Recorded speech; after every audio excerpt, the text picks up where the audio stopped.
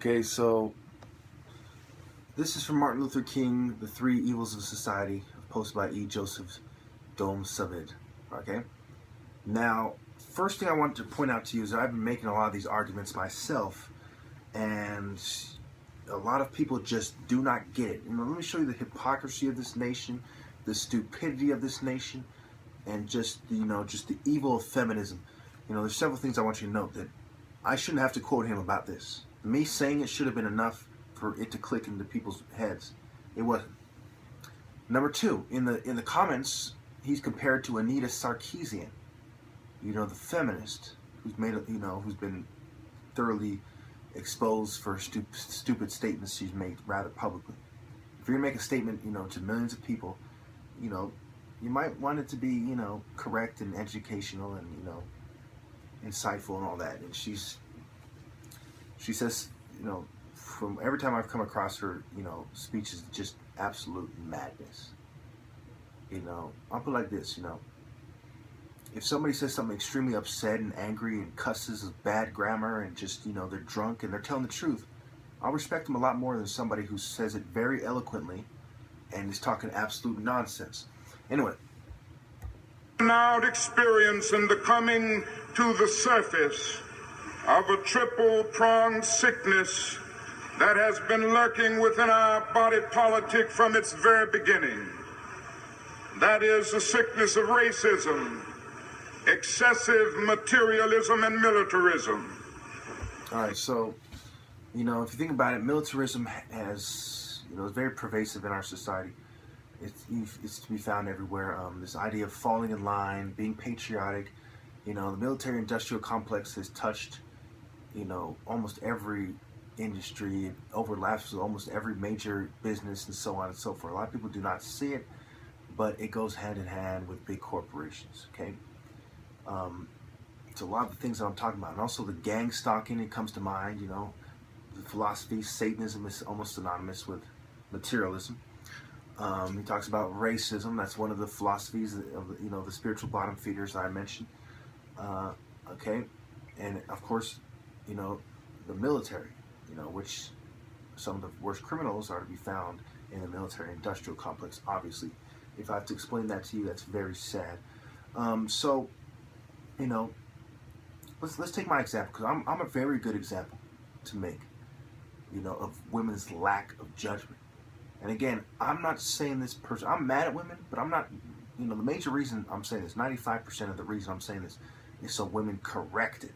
I want people to see that my videos, to notice it, to fail to debate it, and to be mature enough to adjust their view accordingly when they've been proven wrong. An error does not become a mistake unless you refuse to correct it. And these people are continuously making the same mistakes every day as they practice their inferior philosophy. So I live in a small town in the hills, and probably about 95% of the people who live in the hills are cowboys or kind of redneck type of people, and most of them probably like living in the hills because that's how they dress, that's who they are, this kind of music they like, pickup trucks and all that stuff. Okay? So I live by the 11th most populated or largest city in America, one of the two, I think it's the most populated, San Jose. So in Morgan Hill, let's start there, okay?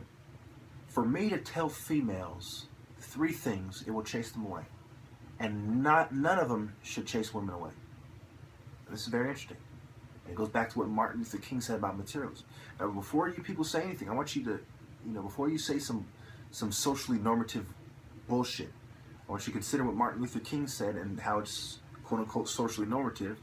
And even if it wasn't, truth is truth, right? But anyway, how it's socially normative to respect Martin Luther King and his opinions on things and how materialism is deplorable. And I think we all can sort of appreciate how that is, how materialism breaks down society. All of us except for those who have sold out to the system. So Martin Luther King said, excessive materialism is part of what's wrong with society. Okay, so consider that. Now, the 3 things that chase him away.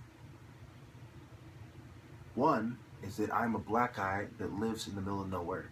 My phone doesn't have service here. I'm being cyber attacked. You know, that leads me to number 2. The government is oppressing me. Okay? And so it forces me, you know, to have to explain even more than usual as to why, you know, even if it wasn't for that, I probably would have, well, maybe not, because I'd be on Wi-Fi and I could probably still take calls when I'm at home. But, you know, because of that especially, I have to explain to them that I live in the middle of nowhere. And also, I'm probably going to end up having to explain that to them anyway, because when I drive home, there's no Wi-Fi, obviously, there's no service. So at some point, I'm going to have to explain to them, you know, for communication reasons, that I live in the middle of nowhere in Morgan Hill, a small white town, as a black man. Okay? And that's going to push them away if I try to meet them in real life. You know, I'm a black man in a small white town. I live in the fucking hills.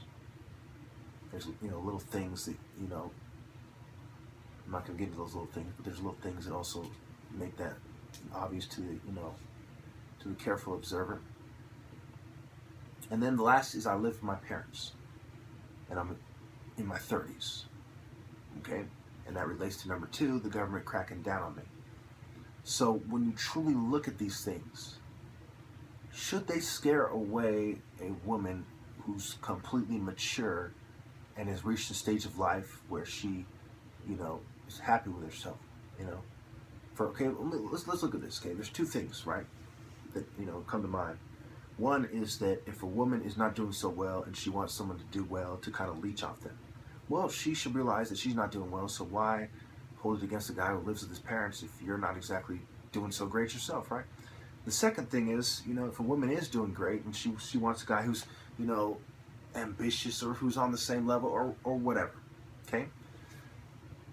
That arguably neither of them have an excuse. And that one, the second one is probably less of an excuse. It's like, well, you don't need that guy.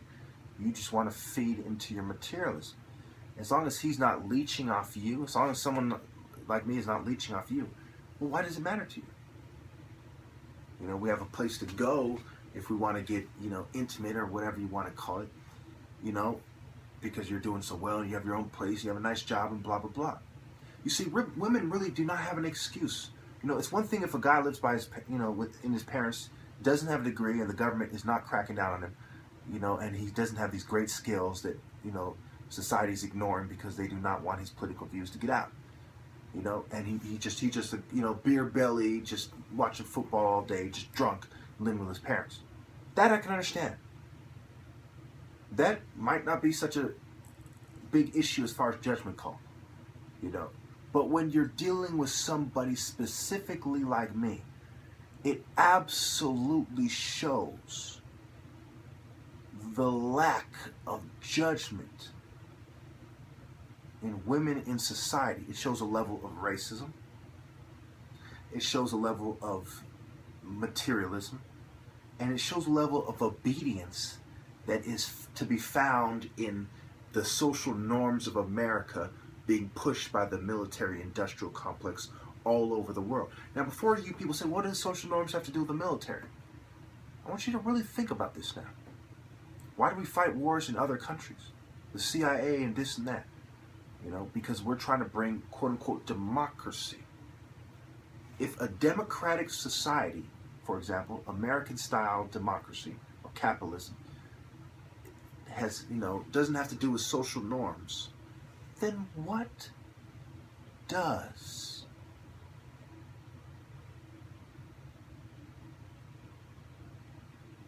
Okay? They're pushing capitalism, which has to do with materialism, and, like it or not, it has to do with racism. Militarism, the militarism that you see in Western society, especially America, is racist. It is materialistic. We're going to push this capitalism on the world that has to do with white gain, that gives the white power structure the upper hand. And therefore, you're going to judge people based on their ability to assimilate to that. When the people who are better at assimilating to that idea, to that cause, to that philosophy, to that state of being, are the spiritual bottom feeders, which goes back to women's judgment. You know, are Satanists men of character? Are the worst criminals who are Satanists and the worst criminals are some of the most well-adjusted people in society? And you have to really think about that. I'm almost out of time. I can't really explore that. I only have 5 minutes left. Okay, think about it, you'll understand. If you want to explore in the comments, I will. Anyway, the LGBT people. Okay, why did gay marriage pass? Again, I'll explore that in the comments if you want. Part of spreading Western-style democracy and capitalism and Western ideas is gay rights and feminism. This is part of it. Again, if you really do not get it because you're a fucking moron, we can explore in the comments, but I'm not going to waste time on what is painfully obvious. Let me just finish. I'd rather finish my point. Okay, then atheism and racism. Okay, these are part of it. Again, if you do not understand how scientism, if you want to call it that, pseudoscience of psychiatry and so on and so forth, has to do with atheism, has to do with, telling people to take drugs instead of turning to God, again, there's an element, there's a degree of atheism that's being spread here as well. And we see it in the results of the countries that we've more thoroughly influenced. They tend to be less religious than they were before we came around. They tend to be more materialistic than they were before we came around. They tend to have a higher degree of atheism than they had before we came around, and so on and so forth. So women who are social conformists have bad judgment, the government knows it, and they're capitalizing on it. It's very basic in life to start off by turning your enemy's friends against them. That's what we do in all fucking countries in the world. It's what the government does. ISIS and, funding the rebels in Libya and so on. The people in their immediate surrounding who would have been their friends otherwise are turned against them. They make small differences bigger in their mind, and they fight with them instead of fighting with us. They arm their enemies right there, so they, and then they go to war with them instead of fighting with us. It's the same thing they're doing to me. They're turning my friends and family against me. So hopefully, with the hope that I fight with them instead of fighting with the people who are my true enemies. And, they're capitalizing on women's bad judgment. You have no idea how appalling it is to me to look at this from a military perspective and to truly get to the bottom of why things are happening. Some of the people who understand things the most are social planners that are affiliated with the military and revolutionaries who have taken a militant stance. We're forced to understand things in order to fight our enemies. I cannot be mistaken in order to fight my enemies. My enemies might spit propaganda, but they know everything I said in this video, from beginning to end, my enemies know very well on the highest level. They couldn't possibly wage, a logical war if they didn't. They know women have bad judgment. They know feminism divides society, breaks down the family, and makes people easier to control. That's why they're supporting it. That's why they've attached it to their agenda. Not because they think it's healthy or for society. Since when do people who are control freaks, who are megalomaniacs, give a shit about what's right and wrong?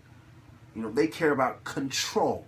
So all the major movements you see in society are about control. And even including some of the black civil rights movement, quote unquote.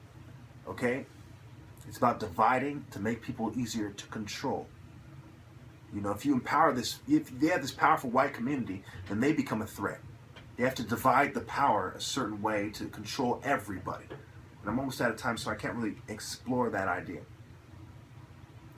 But when it comes to women, they are absolutely capitalizing on their bad judgment. Like, this guy is going to suffer if we deny him women. Now think about it. How can you deny someone as smart as I am, as talented as I am, as spiritual and good looking as I am, women? I mean, ask yourself that question in the last minute. Truly ask yourself, how is that possible?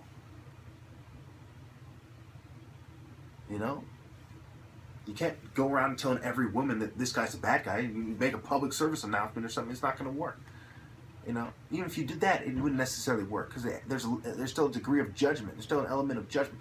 The only way they were able to make that work is by adding to the economics and financial sabotage that society already does to me because of being black and so on and so forth, and making it so that these materialistic, conformist, shallow women that are the 99.999% of women in society, wouldn't dream of dating me because of that. And add that to the small town and the lack of women's ability to overcome racism and materialism and military type of submission. Well, I'm out of time. Militarism. I'm out of time.